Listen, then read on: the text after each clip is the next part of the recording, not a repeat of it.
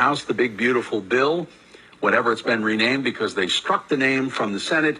It will be up for a vote at some point, but he is still speaking, and until he's finished, there will not be a vote. But we expect it will go Republicans' way. I suppose things could change.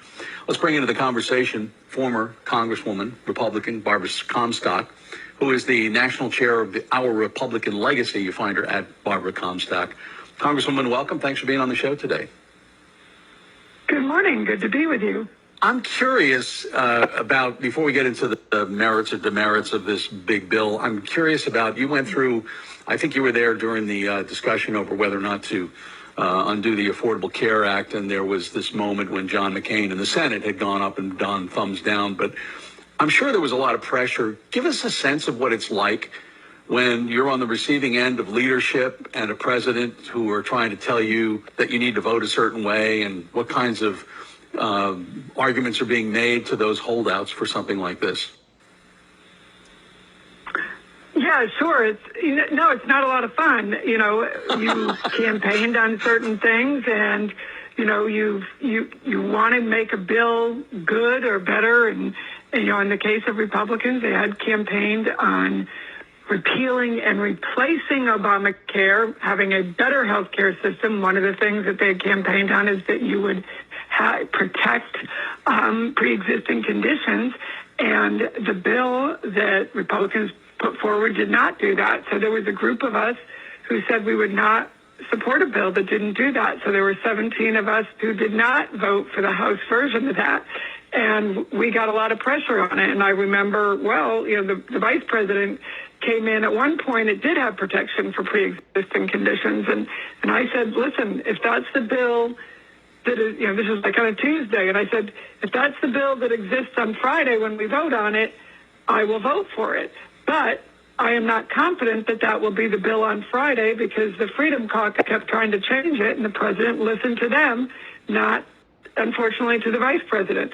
So I said, I'm not going to publicly endorse this until I know what's going to be on the floor. And sure enough, it ended up being a bad version. And so 17 of us or so voted against it. And then, of course, John McCain, even though it got through, John McCain voted against it in the Senate. But those were different days. You can't even do that these days at all. And I think the reason why you're seeing this go forward like this is because you're damned if you do, you're damned if you don't. So most of these Republicans, even those who signed a letter, including a few in Virginia, saying, hey, you can't do this to Medicaid. You can't gut it in this way, because we've kept Obamacare. We've actually strengthened Obamacare. And just like in the UK, where even Maggie Thatcher didn't try and get rid of health care, she threw in the towel and said, okay, no, we've got to keep it. This is what we have. I'm not going to try and gut that. We've kept Obamacare and tried to work around it. But now gutting it the way they are with Medicaid, you have many Republicans in these vulnerable seats who signed letters saying, hey, this is going to hurt our hospitals, nursing homes, safety nets. It's going to hurt rural hospitals the most. But when you hurt them like this, it's going to undermine the whole system. And they were right when they signed those letters. But unfortunately, this is what's put before them. They're voting for it. And those words are going to come back to hurt the very people who were trying to warn their colleagues not to do it. Do you think this costs the Republicans the House in the midterms? Yeah, I think that die is already cast. And, you can see these letters and these statements, whether it's Tom Tillis' statements used against North Carolina members. I think the Tom Tillis seat will be, it'll be a tough fight, but, that seat will be winnable for a good Democrat like Roy Cooper. His own statements, as well as, it's the very Republicans who tried to warn their colleagues, don't do this. Those Republicans, their warnings, their statements, and Republican statements, Democrats don't have to use their statements. They just need to use the statements of Republicans themselves saying this is a bad bill. Don't vote for this. I'm warning you how bad this is. Don't vote for it. and yet they go ahead and vote for this bill that they themselves have said has a lot of bad things in it. I mean, Republicans could have just extended the tax cuts and not done a lot of these extras that they've done.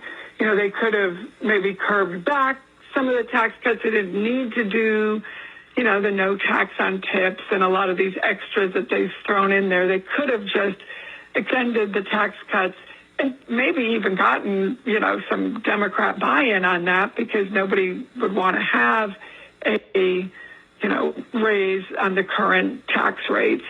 Yet they went and did all this extra that's going to balloon the deficit. They've added $4 trillion now to a $36 trillion deficit, and they've done all these things that they themselves have now written very precisely are bad things. And so that's the problem that is going to come back to haunt them. But I think they know if they cross Donald Trump, he comes after them. So probably more than a few of them figure, well, I'll go down with the ship and the administration will still be there, and maybe they'll give me a spot in the administration.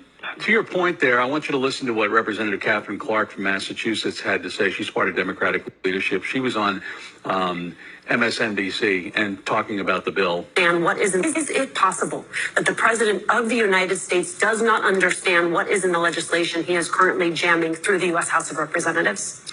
It certainly seems that is the case. I mean, how can he not know that this bill cuts $1 trillion with a T dollars out of Medicaid? That is going to be, between that and the cuts to the ACA, 17 million Americans who are going to have their health care ripped away from them. But it goes on. Because of formulas, it will cut $500 billion from Medicare. This is something Donald Trump has pledged over and over he will never touch. My question for you, again, former Congresswoman Barbara Comstock, with is President Trump, is this more about policy or is this about a political victory for him, do you think? Oh, it's definitely about him wanting to have a July 4th victory. He never knows what's in his bill. This is just, he's always a candidate. Listen, he was selling perfume cologne on, the night of the Senate vote. So this is not somebody who cares about the precision of or details. I mean, when he met with the wavering House members, he was telling them, hey, don't vote for cuts in Medicaid. He will continue to lie about what's in his own bill. He keeps telling people that gas is $1.98 when there is no state in the country where gas is $1.98. Donald Trump is Donald Trump first. He doesn't care what happens to Republicans. He doesn't care what happens to the country.